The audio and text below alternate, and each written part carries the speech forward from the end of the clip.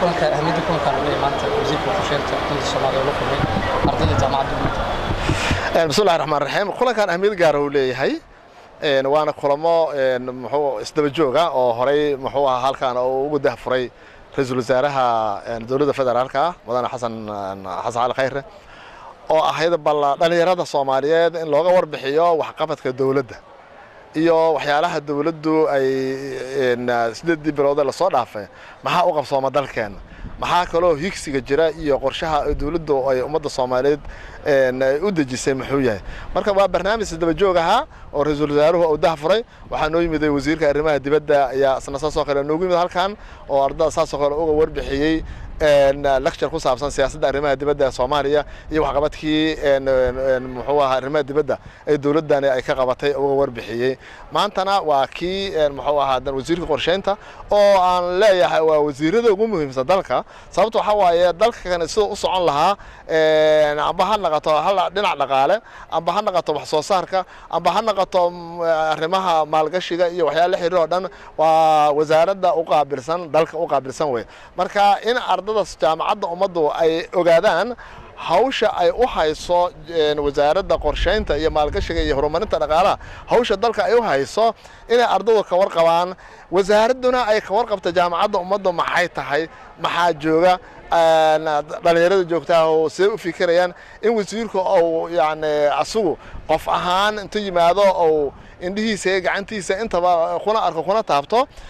muhiimad weyn ay noo leedahay inuu arko jaamacadda ummadda asuu oo kamid yahay guddigeeda sare oo ku jiro howlaha ka socda iyo barnaamijyada ka socda iyo heerka waxbarasho iyo heerka horumarineed ay gaartay amba ay tigsanayso inuu arko ayadana oo yani indhihiisa oo ku arko oo lugtiisa ku yimaado muhiimad gaara ayaa ayadana noo leedahay inuu arko garaadka ardada jaamacadda ummadda dhigata oo runtii su'aalo aad iyo aad u muhiim weydiiyay asna si fiican uga jawaabayna inuu arkana ayadana muhiimad gaar ah noo leedahay taasoo ka turjumaysa waxqabadka jaamacadda ummadda iyo dalka xaggay maxay ugu fadhidaa jaamacadda ummadda qiimay ugu fadhidaa jaamacadda ummadda inuu ogaado arday fara badan oo ka timid gobolada dalka oo u baahan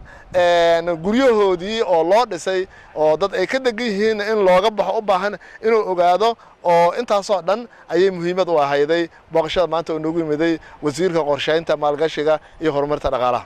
waa maasantahay wasiirka wuxuu sheegay horumarin ballaaran iyo sameynta dhinaca waxbarashada wasaaradda waxbarashada iyo wasiirka wasaaradda qorsheynta ay ka wada hadleen mar dhowna la soo saari doono waxyaaba ku saabsan sidii lagu qoondeeyo miisaaniyadda 2018 dowladda ansixisay waxaa kamid ahaa arrinta waxbarashada dalka maxaa idinka wax ku shaaqay bismillaahi raxmaani raxiim jaamacadda ummadda dhinaca waxbarashada ayaduna xiriir gaar ah ay leedahay xiriiraha guud ee dalkana way la wadaagtaa arrintan hadda wasiirka ka hadlay maalin dhawato wafdi wasiirka waxbarashada hogaaminaya jaamacadda ummadda ay kamid tahay ayaa taga dalka Qatar oo la soo kulmay hay'adihiisa kala duwan oo wasaaradda waxbarashada dalka Qatar ay ugu horeyso waxaana laga hadlayay sidii loo horumar lahay loona tayeeyo waxbarashada dalka Soomaaliya khaasatan waxbarashada public ah oo dawladdu gacanta ku hayso ayaa laga hadlayay qorshaheeni waan u gudbinay wasaaradda qorsheyntuna hadda way ayaduna qayb bay ka tahay qorshaha si jaamacadda ummadda gaar ahaan iyo guud ahaan waxbarashada publicada loo horumar lahaa waa waxyaalaha dawladda Qatar aan kala soo shirnay waftigii ballaaraa ee wasiirka uu hogaaminayay jaamacadda ummadda qaybtii ugu muhiimsan tahay la wareegtay maxaa isbedel hadda aadan ismaa بسم الله الرحمن الرحيم أنا هرتا يعني وحن إصلاحينه آد وكلا فوق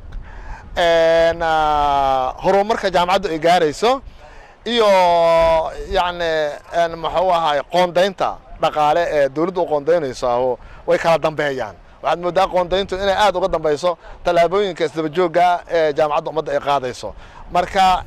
أنا وحيالا بدل هرومرة لو تلابسلها يعني أرنتا قوندينتا ayaa daa inay ku tahay wali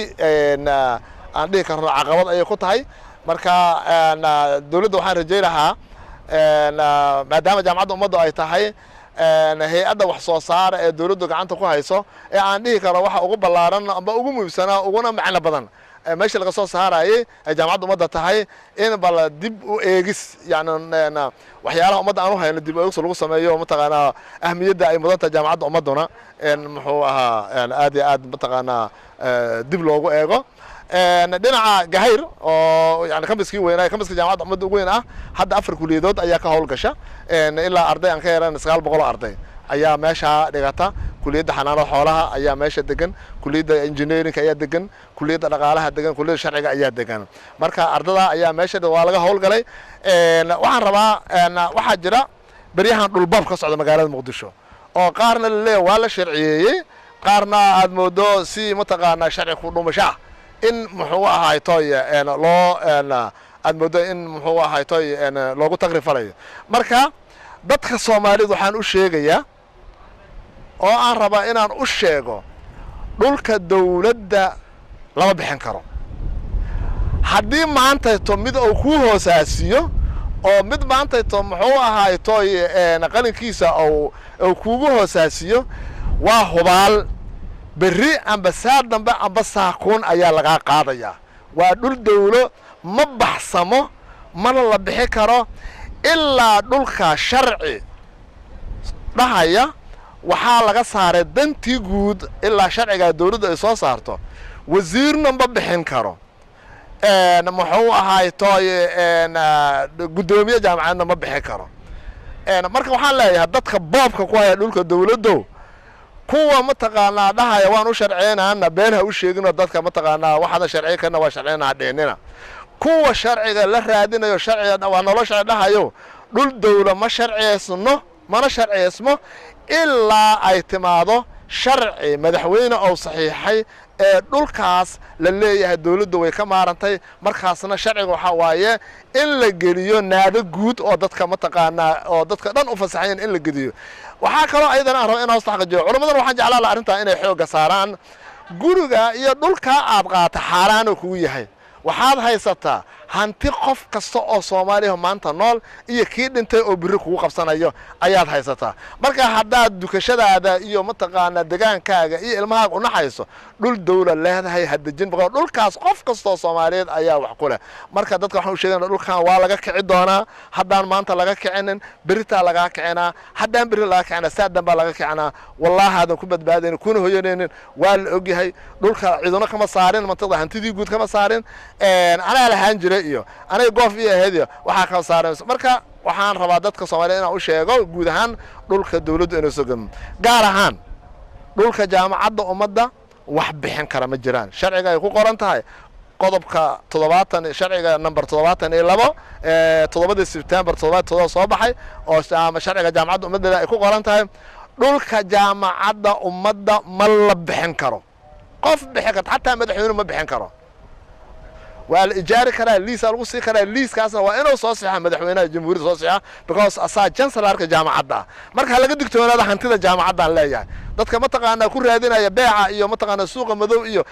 mataqaana hal laga dugtoonaada hanti gadanta ma ahan hanti la bixi kara ma ahan madaxweynaha xataa ma bixi kariyo waxa mataqaana madaxweynuhu uu liis gareyn karaa kaliya marka waxaan uga digaynaa dadka Soomaaliyeed in hantida jaamacadda ay mataqaana ay ka dugtoonaadaan wax baxsama ma ahan 2400 oo arday oo Soomaaliyeed ayaa hadda og dhulka jaamacadda ummadda ay leedahay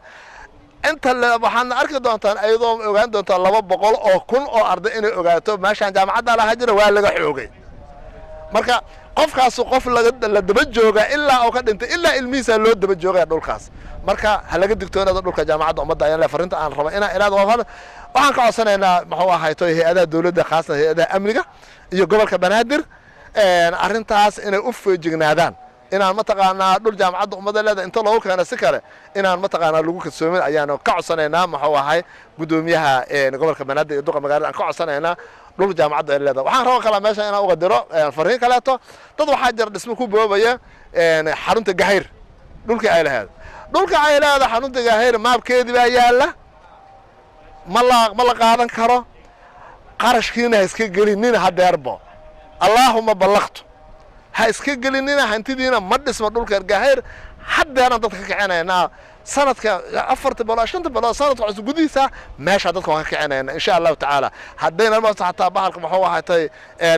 ujeedadana waxa waaye meesha inaan dhisno sanadka 2018 marka ha ku kadsoomina ha dhisanina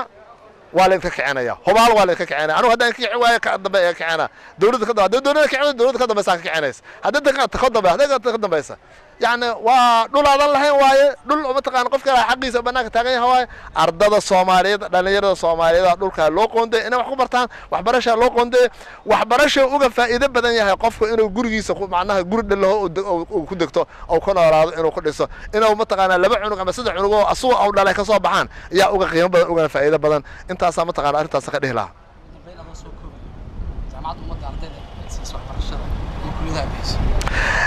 إلا هذا يعني كلية عم بحنا وحواية سجال كلية أو صدق كم بس كهول قلا كم بس كوباد حكوية لا صدق كمر قبطان شمال كم بس كحاجة وكان أنت هاجنا ككلاته وكان جهير صدق لكم بس أي حد أرضه متقنا أي جامعة مد أي هول جريسي أو أرضي يا معلمين أي تجان وحنا قدما أفر كم بس وخلا يعني قدما الله بحمر قطع الله الله ما يقطع الله قبل كشباب الله هوس يقطع الله أرضه دقتها هو ولا بكون يا أفر بقول أو أرضي بقى دقتها هذا جامعة مد كلية يكون كل هنا هذا قبل لا بكلية دراسات الإسلام كا كلية علم الصحافة ده يوم متقنا أو كلية وحبر الشذا كلية شرعية كلية نقالها كلية بيرها حنانة حولها إنجنيريكا يا ميديسين سجال كا كلية دود أيها هذا محوها أيها هول كشة سجال كلية دود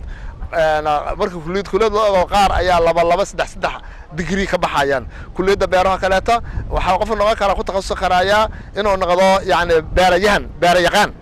إنه نقضاء أم بعمل الديقان إنه نقضاء متقنا environmentalist إنه نقضاء بيئة يا متقنا إنه يقانا يخبح دارته معمولك يا رجالها يا يكون لبد دقري نقضاء حنان حولها يا متقنا معيش اللي هذا يا داود حولها يا يكون لبد دقري نقضاء أنت كلية قاركون ما وسيب بلارن دونان أو حسيب بلارن دونان إن كل ده بس ده متقنا أفضل دقري أي خبح ده مركا سلاس أي محوها هاتاي جامعة مدة أرض دقت كلية دقت أرض دقت إنه عذر كريم وأنت هذا مدة